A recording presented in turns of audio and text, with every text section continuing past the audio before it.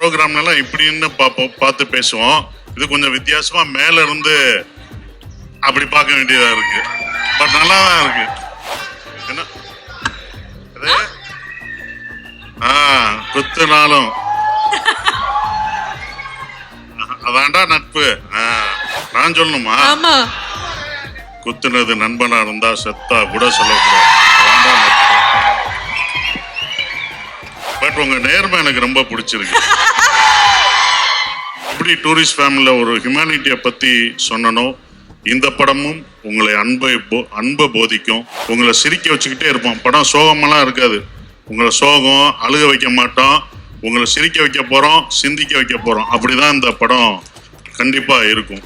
படம் பார்த்துட்டு February 13 படம் பாருங்க. படம் பார்த்துட்டு நல்லா இல்லைன்னா காசை நான் கொடுக்குறேன்னு அட்ரஸை கொடுமா, அங்கே வந்து ஏதாவது நான் வாங்கிக்கோன்னு சொல்லலான்னு. வணக்கம். வணக்கம். Thank you so much for coming and congratulations for the film. So படத்தை பத்தி பேசுறதுக்கு முன்னாடி எத்தனை மக்கள் உங்களுக்காக காத்துட்டு இருக்காங்க, அவங்களுக்கு ஒரு ஹாய் சொல்லிட்டு begin. எல்லோருக்கும் வணக்கம். நல்லா இருக்கீங்களா? நல்லா இருக்கீங்களா?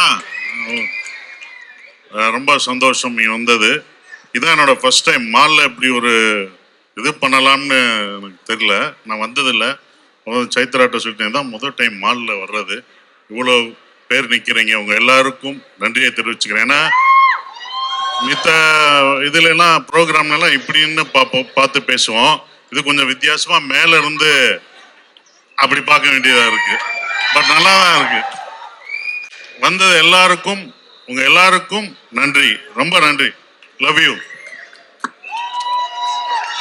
சார். இத்தனை மக்கள் அன்பு கொடுக்குறாங்க, என்ன காரணம் அப்படின்னா அடுத்தடுத்த படங்களுக்கும் நீங்க இந்த மாதிரி மால்ஸ் வரணும், மக்கள் எல்லாம் சந்திக்கணும் அப்படிங்கறதா இல்லையா? வந்துருவோம் டீலா? ஓகே, மை லார்ட், இந்த படத்தை பத்தி என்ன சொல்லணும்னு நினைக்கிறீங்க மை லார்ட்? மை லார்ட் என்ன குத்துனாலும்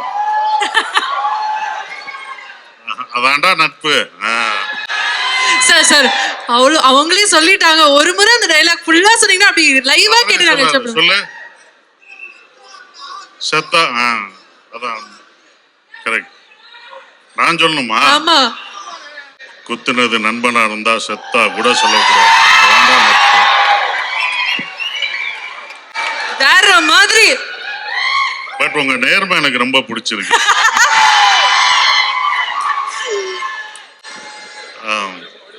சார் மயிலாடு பத்தி.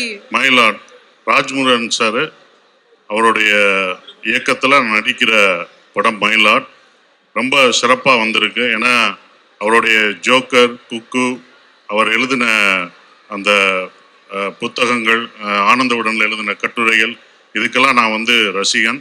அவர் எனக்கு இந்த கதை சொல்லும் போது இந்த கதை என்னவா இருக்கோ அந்த கதைக்குள்ளே நான் வந்து அடாப்ட் பண்ணிக்கிறேன்னு சொல்கிறேன்.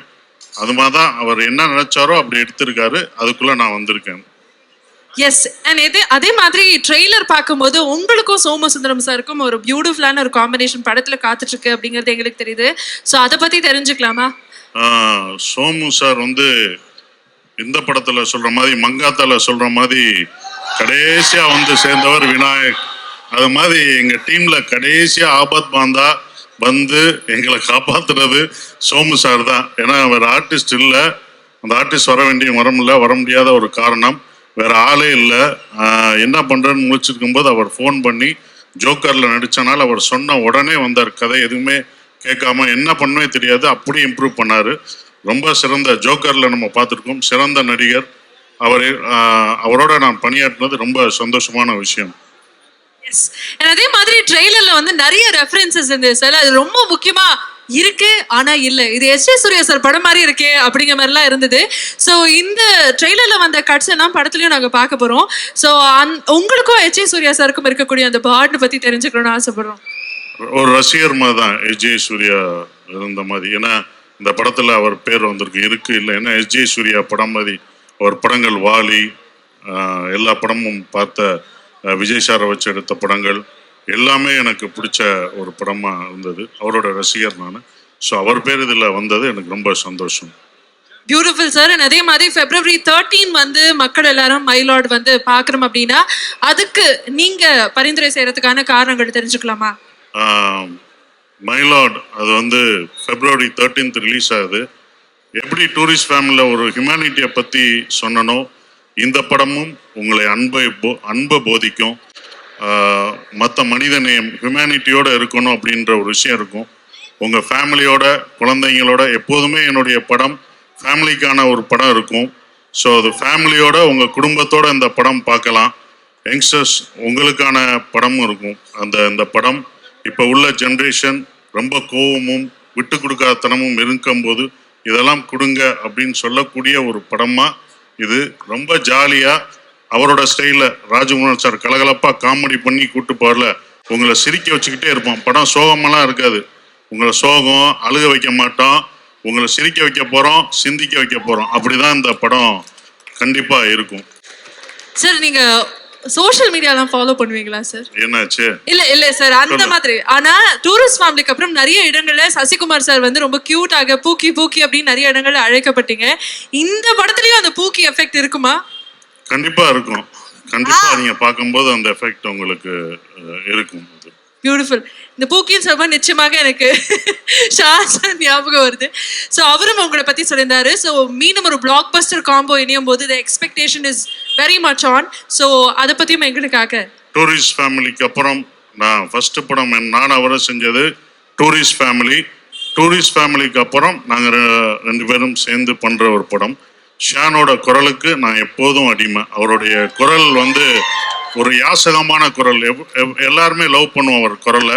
அவர் எந்த பாட்டு பாடினாலும் நமக்கு பிடிக்கும். அது ஃபோக் சாங்காக இருந்தாலும் சரி, சோக சாங்காக இருந்தாலும் சரி, லவ் சாங்காக இருந்தாலும் சரி, அவருடைய குரலை லவ் பண்ணுவோம். அந்த குரலை நான் ரொம்ப லவ் பண்ணுறேன். அவரை விட அந்த குரலை லவ் பண்ணுறேன் நான். Beautiful sir, beautiful. உங்களை நிச்சயமாக அனுப்ப மனசே இல்லை. ஆனா ஒரே ஒரு விஷயம் மட்டும் கேட்கணும் சார். அவங்க வந்து இந்த தமிழ் வந்து உங்கள்ட்ட இருந்து கத்துக்கிட்டேன்னு சொல்லும் போது நீங்க ஏதோ சிரிச்சிங்க. அப்போது இல்ல அவங்க அதுக்கு சிரிக்கல. சைத்ரா பெங்களூர்ல இருந்து வந்து இப்படி தமிழ் பேசி நடிச்சிருக்காங்க. தமிழ்ல சிறந்த இடம். கன்னடத்துல எப்படி அவங்களுக்கு சிறந்த நடிகையா இருக்காங்களோ தமிழையும் அவங்க சிறந்த நடிகையா வருவாங்க. நேற்று எல்லாருமே சொன்னது போல அவங்க எல்லாம் படம் பார்த்துட்டு சொன்னாங்க. நான் கூட நடிக்கும் போதே அதை உணர்ந்தோம். அவங்க பெங்களூர்ல இருந்து வந்திருக்க தமிழுக்கு வந்திருக்க நடிகையை வரவேற்று எல்லாரும் ஒரு கைதட்டு கொடுங்க ப்ளீஸ்.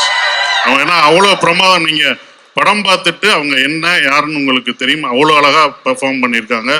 இந்த படத்தை லவ் சீன் எங்களுக்கு அவங்களுக்கு அவ்வளோ லவ் சீன் வந்ததுன்னா அதுக்கு அந்த பொண்ணு தான் காரணம். அவ்வளோ இதாக பண்ணாங்க.